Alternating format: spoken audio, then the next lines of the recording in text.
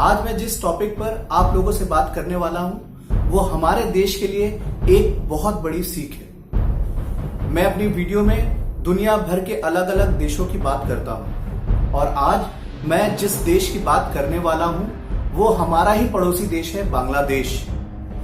Hello friends, this is Ravindra और आप देख रहे हैं द राम शो।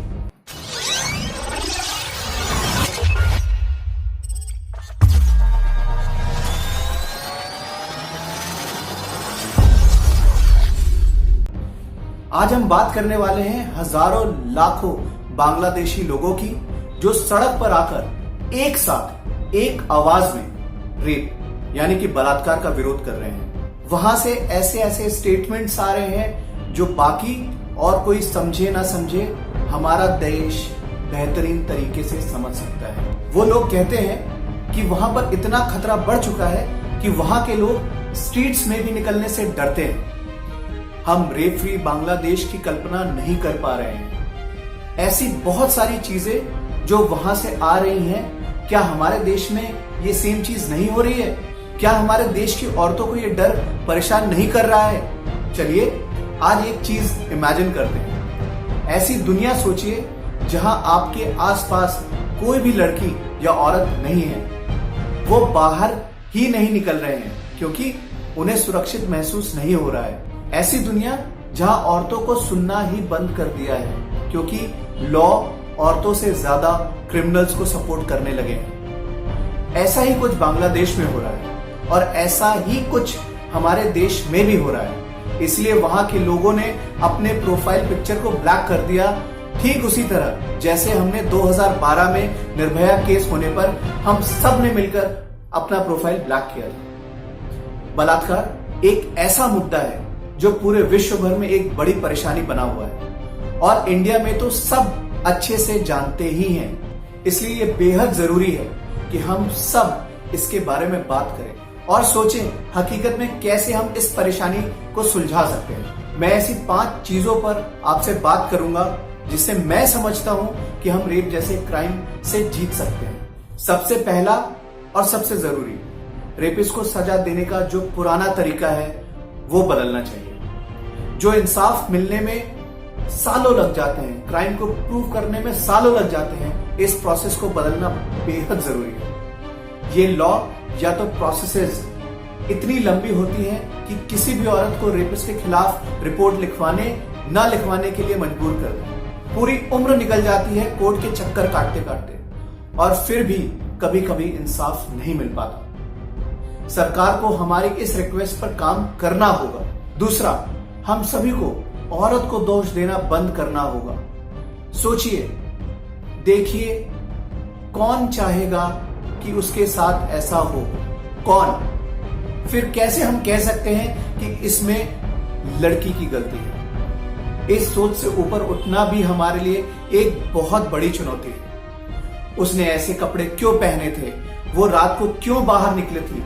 मैं कहता हूं, उस आदमी ने उस कपड़ों की ओर क्यों देखा? वो आदमी रात में बाहर क्या कर रहा था? ये भी तो सवाल हो सकते हैं। वैसे तो हमारे देश में 9 साल की बच्ची के साथ भी रेप होता है, 72 साल की लेडी से भी रेप होता है, यहां तक कि 6 महीने की बच्ची को भी उसका सामना करना पड़ता है। उनके कपड़े, उनका बाहर जाना, क्या ये सब कारण था रेप का? सोचिए ना। तो प्लीज रेपिस्ट के खिलाफ आवाज उठाइए, लड़कियों के खिलाफ नहीं। तीसरा, हम सबको ये डिसाइड कर लेना चाहिए कि रेप के खिलाफ हम हमेशा आवाज उठाएंगे।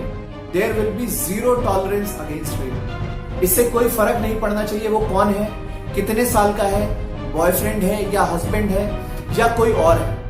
जीरो टॉलरेंस मतलब जीरो टॉलरेंस।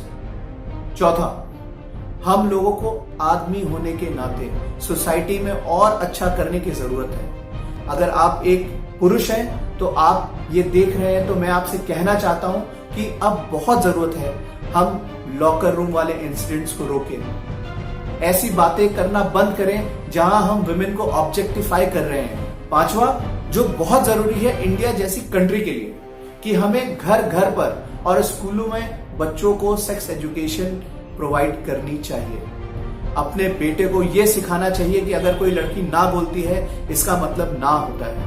और इस चीज का ख्याल रखना भी बेहद जरूरी है कि लड़कियों को उनके राइट्स के बारे में भी पता हो, जिससे वो किसी भी और कोई भी गलत के खिलाफ आवाज उठाने से ना डरे। और मैं यकीन के साथ कहना चाहता हूं कि अगर हम सब मिलकर ये 5 चीजों को फॉलो करें तो हम समाज को बदल सकते हैं, क्योंकि बलात्कार का खत्म होना जरूरी है। और हम सबको ये समझना भी जरूरी है कि ये सबसे घटिया क्राइम है जो एक इंसान कर सकता है। अगर हाल में हुए हाथरस कांड की हम बात करेंगे तो कितना दुख होता है ये सब देखकर, जहां सिस्टम भी लड़की के साथ नहीं खड़ा होता। इतनी दरिंदगी कि उसकी जीभ तक काट दी गई। आज बांग्लादेश में हो रहे विरोध से हमें ये समझना चाहिए, कहीं ना कहीं हमारा समाज भी ऐसे ही बनता जा रहा है। रेप इतना आम कैसे हो सकता है? क्यों नहीं रूह कांपती इतने बड़े क्राइम को करने से पहले? कैसे इंसान में इतनी हिम्मत आ जाती है? आखिर कमी है तो है कहां? हम इस मुद्दे पर बात क्यों नहीं करते? आज मैं ये चाहता हूं कि हम इस परेशानी के खिलाफ एक साथ खड़े हो जाएं। इंटरनेट में बहुत ताकत है। आप सब ने हाल में ही बाबा के ढाबा को नई जिंदगी देते हुए देखा है, तो क्या हम सब मिलकर अपनी बहनों, बेटियों, बीवी, माँ, दोस्त या कलीग्स को नया समाज और सिक्योरिटी नहीं दे सकते? यकीन मानिए हम सब कुछ कर सकते हैं और हमें करना भी चाहिए। अगर आज हम नहीं करेंगे तो बहुत देर हो जाएगी और इसका खामियाजा हम सबको भुगतना पड़ेगा। आज के लिए इतना ही। Just promise to have zero tolerance against rape. बदलाव आएगा। तब तक देखते रहिए मोजो पत्रकार।